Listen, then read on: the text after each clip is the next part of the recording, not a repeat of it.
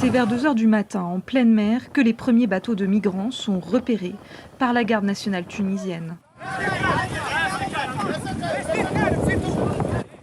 Chaque nuit, la police maritime intercepte entre 5 à 10 embarcations irrégulières comme celle-ci. Les passagers sont déterminés à poursuivre leur traversée vers l'Europe, surtout après les propos polémiques du président Kais Saied sur les migrants subsahariens en février dernier. S'il vous plaît, ayez pitié de nous. Si on se retrouve là-bas, on nous chasse là-bas, il n'y a pas de maison. On n'a pas de travail. On vient quitter ici parce qu'on nous chasse ici. On ne veut plus de nous ici. Ces derniers mois, dans la foulée des déclarations de Kais Saied, les autorités tunisiennes ont renforcé leur contrôle visant les migrants sans papier. Résultat, de nombreux subsahariens sans titre de séjour ont perdu leur travail. Tout l'argent qu'on avait, c'est ça, c'est ce qui est là. Donc si on se retrouve, on est mort, on est à zéro. Donc c'est mieux qu'on meure. On est à zéro, on est foutu. Leur embarcation est surchargée et peut prendre l'eau à tout moment. Mais aucun n'accepte de monter dans le bateau de la garde nationale. Il faudra près d'1 heure pour les faire céder.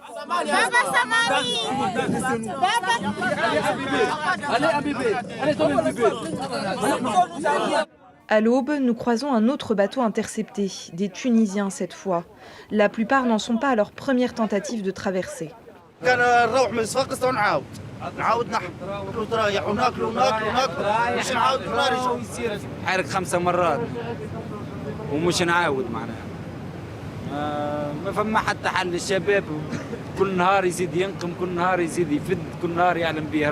De retour au port de Sfax, les gardes-côtes ramènent plus de 300 migrants avec eux.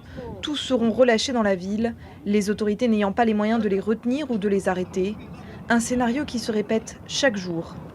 En 2023, rien que les 3 premiers mois de l'année, les gardes-côtes ont intercepté plus de 14 000 migrants, un chiffre 5 fois plus élevé qu'à la même période, 1 an plus tôt. À Tunis, nous retrouvons le porte-parole de la garde nationale. Il nous explique les difficultés croissantes à gérer les réseaux de passeurs. Cela commence déjà à terre, avant la mer. La garde nationale a stoppé de nombreuses traversées clandestines à partir des démantèlements de réseaux dans les maisons où les migrants attendent les départs ou dans les forêts à proximité des côtes. À Sfax, ces réseaux se sont multipliés. Dans cette ville d'industrie et de pêche, la matière première pour construire les bateaux est déjà présente. Les moteurs s'échangent sur le marché noir.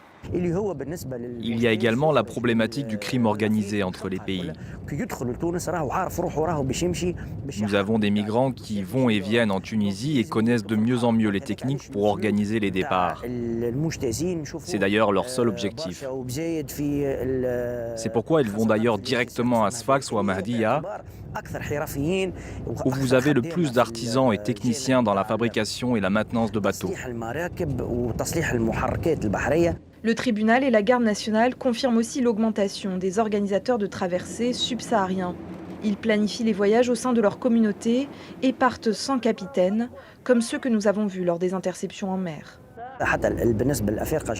Beaucoup ont appris au contact des passeurs tunisiens ces dernières années et ont créé leur propre réseau, surtout pour ramener la matière première comme le fer pour les bateaux.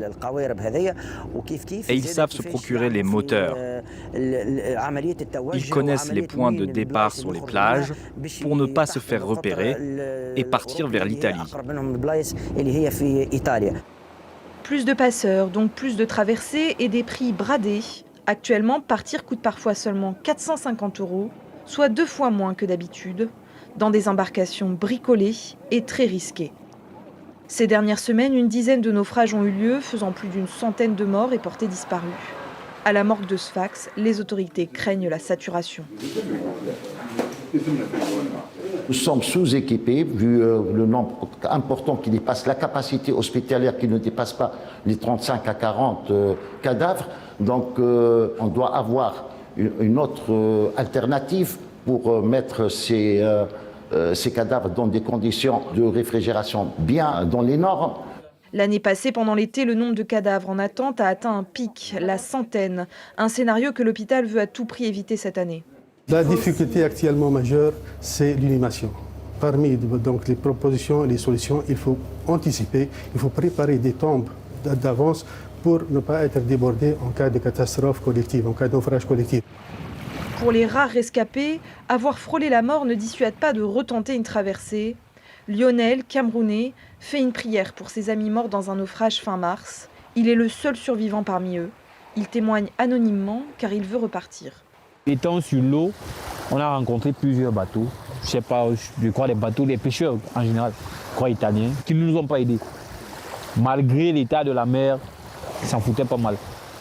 On a fait naufrage dans la nuit. Et dans la nuit, c'est pas facile de s'en sortir. C'est aussi ça qui a entraîné la mort de plein d'entre nous. Parce qu'il y a l'agitation, il y a la panique, il y a la peur. Lionel a été sauvé par des pêcheurs tunisiens après 15 heures passées dans l'eau. Ces dernières années, les victimes de naufrage sont à 60% des subsahariens contre 20% de Tunisiens, selon les chiffres de la morgue de Sfax. Des drames qui risquent de continuer. L'Italie craint une poussée migratoire vers ses côtes encore plus forte à l'approche de l'été, alors que l'Union européenne alerte sur un possible effondrement de l'économie tunisienne.